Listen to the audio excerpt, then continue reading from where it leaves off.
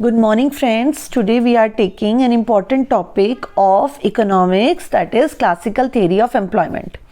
बहुत important topic है आपके लिए from the point of view of various competitive papers also. Okay, so let's start this topic. Classical economist में David Ricardo के साथ साथ हम professor Marshall, professor J S Mill, professor Pigou, इनके नेम इंक्लूड किए जाते हैं. Classical theory of employment basically जो एम्प्लॉयमेंट की थियरी है वो ये कहती है कि there is an existence of full employment in the economy. ये इकोनॉमिस्ट कभी भी फुल एम्प्लॉयमेंट की सिचुएशन से हटकर अनएम्प्लॉयमेंट या ओवर एम्प्लॉयमेंट वाली सिचुएशन को एक्सेप्ट ही नहीं करते.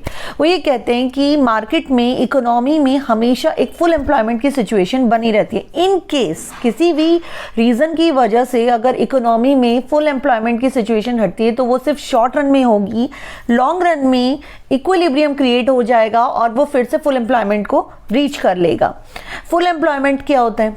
Full employment is a situation where people are ready to work at a given wage rate, at the prevailing wage rate. मतलब जो भी वेज रेट मार्केट में उस समय चल रही होगी उसी वेज रेट पे हर पर्सन काम करने के लिए रेडी रहता है.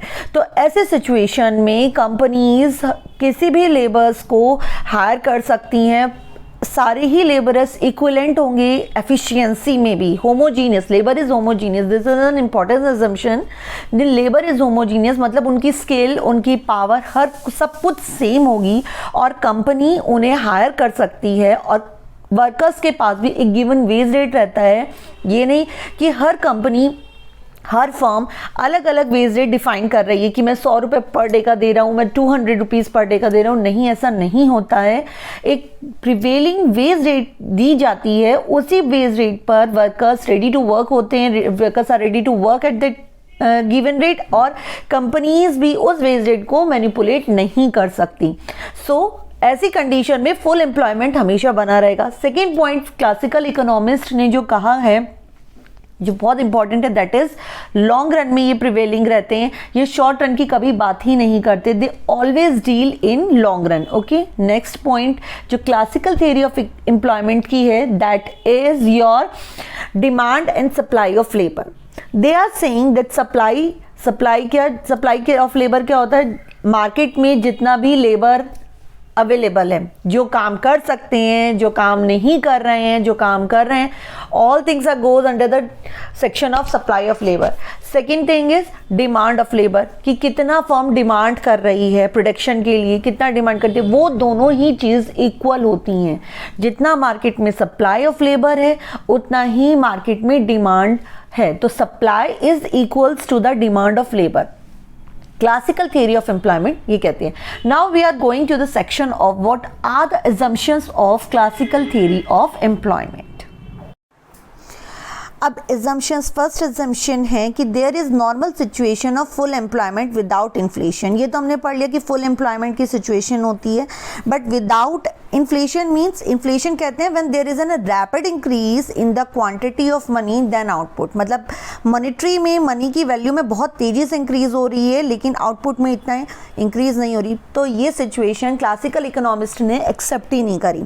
Second point, there is a laissez faire economy. मतलब ये गवर्नमेंट इंटरवेंशन एक्सेप्ट ही नहीं करते. जब तक गवर्नमेंट का इंटरवेंशन नहीं होगा तो कोई फॉरेन ट्रेड भी नहीं होगा.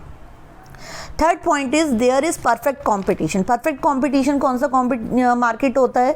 जहाँ पे every firm is selling the same product, easy entry exit, no monopoly etcetera. तो ये कह रहे हैं कि परफेक्ट कॉम्पिटिशन होगा लेबर मार्केट में एंड प्रोडक्ट मार्केट में. लेबर मार्केट मतलब जहाँ एम्प्लॉयर्स और वर्कर के बीच में एक परफेक्ट रिलेशनशिप होता है, और प्रोडक्ट मार्केट जहाँ फर्म्स और कस्टमर्स के बीच में एक परफेक्ट रिलेशनशिप होता है. Labour is homogeneous, labour equally skilled होगी, कोई उसमें प्लस और माइनस नहीं होगा. फिफ्थ इज टोटल आउटपुट जो भी होगा वो दो टाइप्स में डिवाइडेड होगा, कंजम्पशन एक्सपेंडिचर और इन्वेस्टमेंट एक्सपेंडिचर. मतलब मनी, जैसे 6 पॉइंट लिखा है, money is only a medium of exchange. Money से हम एक्सचेंज तो कर सकते हैं और एक्सचेंज किस में करेंगे? कंजम्पशन एक्सपेंडिचर में और इन्वेस्टमेंट एक्सपेंडिचर में. दो ही इन्वेस्टमेंट में और कंजम्पशन में हम अपने मनी को इन्हीं दो टाइप्स में डिवाइड करके स्पेंड कर सकते हैं. So money is just a medium of exchange, is a way to purchase the things only. ये दोनों points, point number 5 and point number 6 एक दूसरे के साथ कोरिलेट करते हैं कि टोटल आउटपुट दो टाइप्स में डिवाइडेड है, कंजम्पशन में और इन्वेस्टमेंट में। ना 7th point is wages and prices are flexible. वो ये कह रहा है कि what it means by wages and prices are flexible, जब प्राइसेस कम हो जाते हैं तो डिमांड क्या होती है, प्रोडक्ट की इंक्रीज हो जाती है, जिस वजह से सेल्स पुश हो जाते हैं, सेल्स इंक्रीज हो जाते हैं।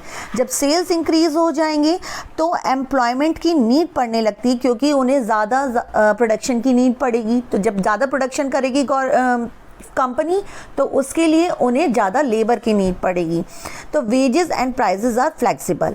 मनी वेज 8 पॉइंट है हमारा, money wages and real wages are directly related. Money wages क्या होता है, जो मॉनेटरी टर्म्स में जो किसी लेबर को पैसा मिलता है उसके वर्क करने पर, एंड रियल वेजेस जो एक्चुअली रियली उसको मिलता है। मीन्स फॉर एग्जाम्पल, अगर किसी लेबर को 100 रुपीज़ मिल रहे हैं, लेकिन अगर मार्केट में प्रोडक्ट के प्राइसेस अप हो जाते हैं तो वो पहले 100 रुपीज़ में अगर 5 आइटम्स खरीद सकता था उस प्रोडक्ट का, तो अब वो 3 आइटम्स खरीद रहा है। तो real wages and money wages are directly related,